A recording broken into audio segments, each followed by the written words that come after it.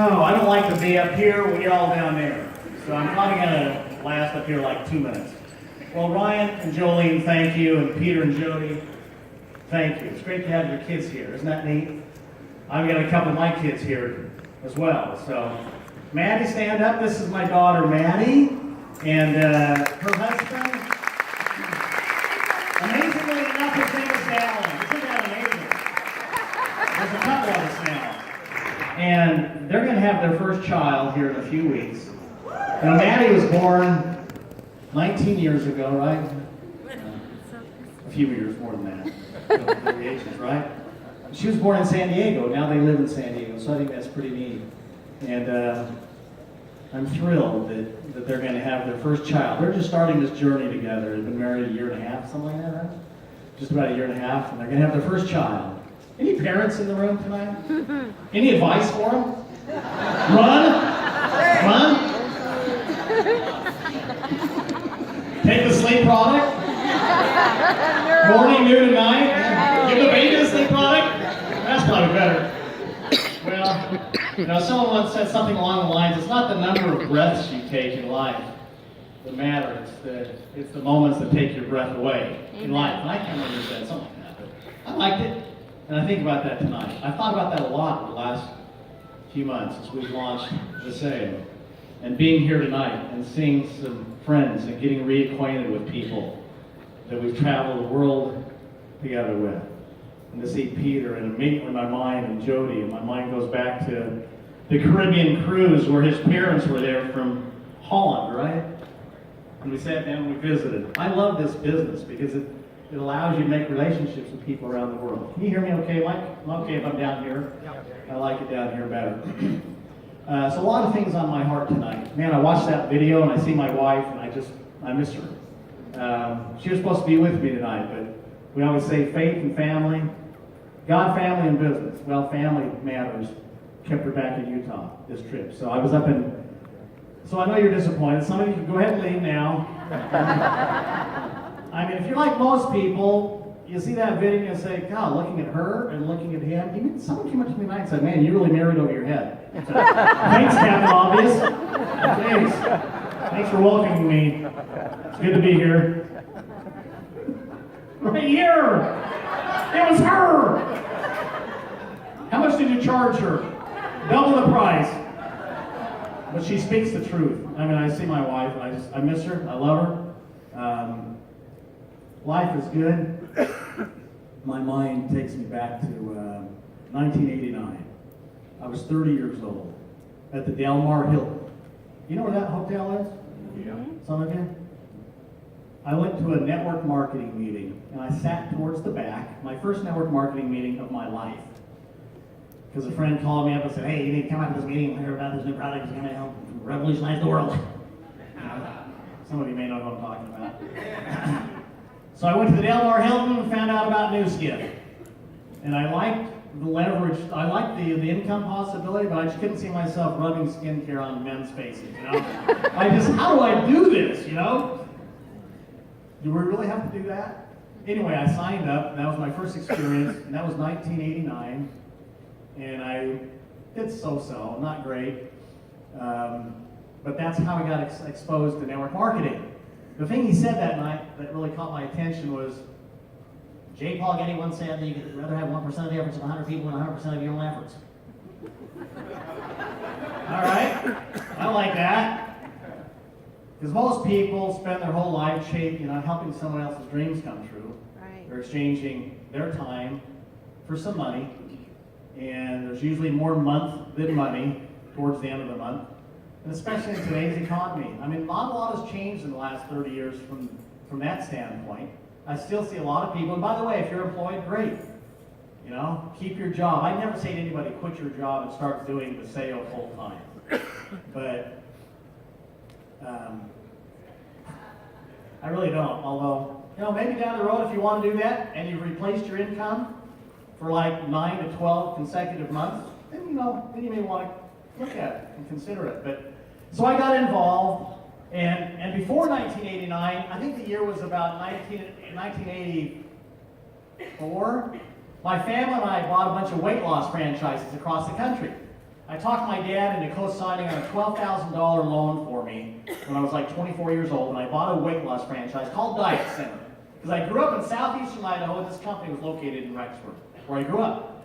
So I bought a Diet Center in Mattoon, Illinois, because that was like available. Like I lived in Utah, and I was going to go at 24 years old and go to Illinois and hire a manager and sign a long-term lease and build a business.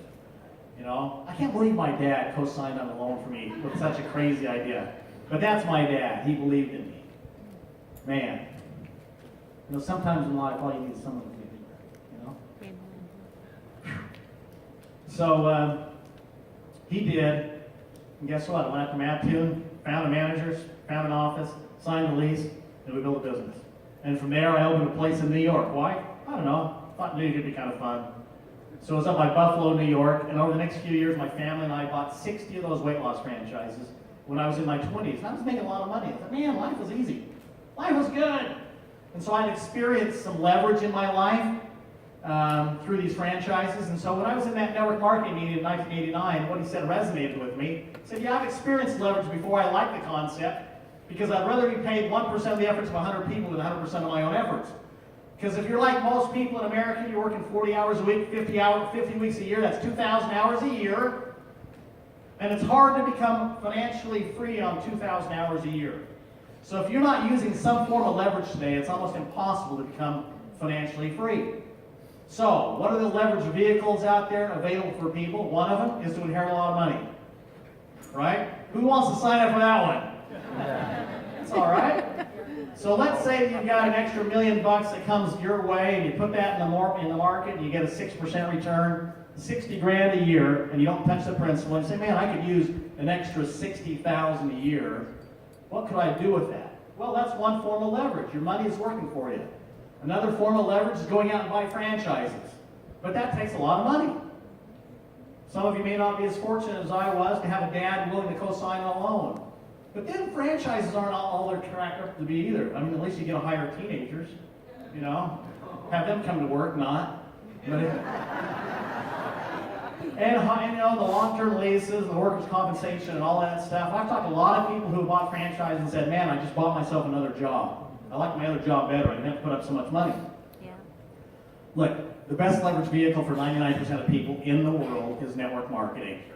That's the reality. This is not on trial here tonight. This is a huge industry around the world. I got involved in that very first meeting, and so if anybody's in the room today for their very first networking meeting, and you're 30 years old, that's where I was 30 years ago at the Del Mar Hilton. And I look back, and I realize the number of times where my breath has been taken away because I said yes. Now, I didn't stay with New Skin. I got involved, and one thing led to another, and then I ended up helping to start a company by the name of USANA. That's now a 27-year-old company. And from there, I founded a company called Monavie that we took from zero, like I said in the video, to about $1 billion a year in sales in 3.5 years. And it's been an amazing ride. Life is amazing. Amen. You know, and it all started for me, not at that Del Mar Hilton. It really started for me in the potato fields of Idaho when I was 14 years old, getting up at 4 o'clock every morning and going up every summer morning into those potato fields and moving those irrigation pipe. It's something that people don't do anymore today. But man, the alarm clock would go off and I would hope it'd rain so I could go back to bed, and it rarely did. So I'd come upstairs and my dad invariably was already awake. He had already gotten up, made a fire back when they had wood fires. Remember that? He would actually make a fire with kindling and a newspaper, and he'd be sitting there reading the Bible. Man, am I grateful for parents who gave me roots and wings instead of loot and things. He never once said, Dallin, you ought to read this book. But who was the saint that said, preach the gospel at all times and when necessary use words? That was my dad. You know, he was teaching me without saying anything by his example. But I got up into those potato fields and I'd move those irrigation pipes, and it was cold. It was me, the potato plants, the pipe. I would move each pipe about to the length of this audience. A lot slower than this because they were heavy and I was 14.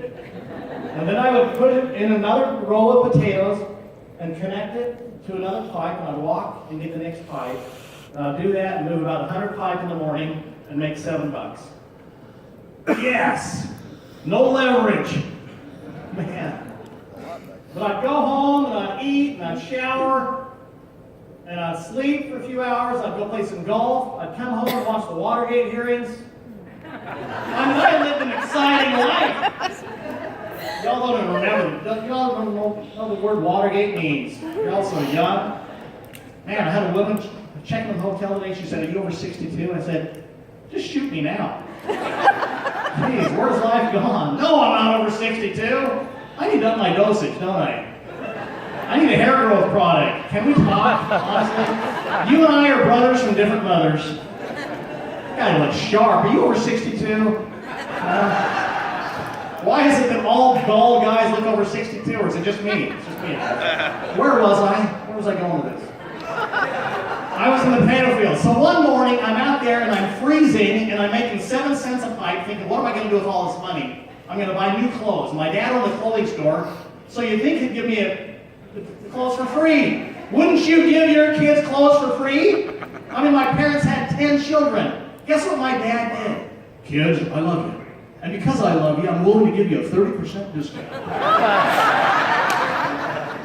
I didn't realize till I was out of the house that everything I bought from Keys to the Man Shop, my dad made 20%. Okay? He's ka-ching. He never, jeez. Jeez. I love you, Dad.